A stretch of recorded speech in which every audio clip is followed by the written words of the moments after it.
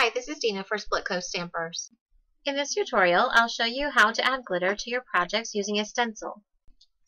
I'm using PVA glue for my samples, but you could use any other heavy adhesive or another dimensional medium that dries clear.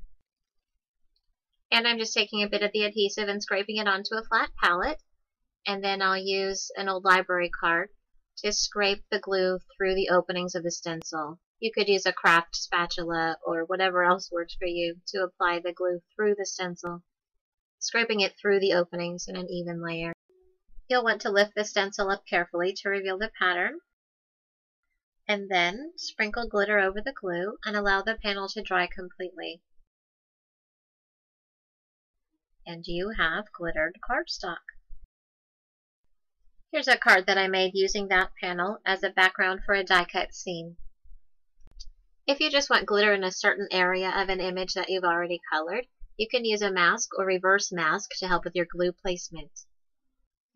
To put glitter in just one area of a colored image, you can use a coordinating stencil or a die cut, or stamp the image on a separate piece of paper and cut out the inside of the image to create a reverse mask. The stamp I'm using here from Penny Black has a matching stencil, so that made this really easy. I'm just scraping glue into the open area of the stencil right over the areas of this image that I want to have glitter. And I'm actually using micro beads to fill that area on this card. Here's a look at that image after it's dried on my completed project. For the next sample, I wanted to create a glittered background around my focal image. So I cut a mask to cover the image and also used some post-it tape to mask the ground.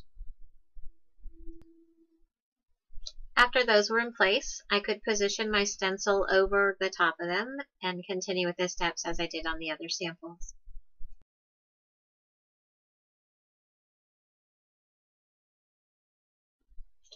One little tip, after you've applied your glitter, if you realize that there are areas of glue that are overlapping your stamped lines, before the glue dries, you can just push those areas of glue and glitter off of the lines with a craft knife.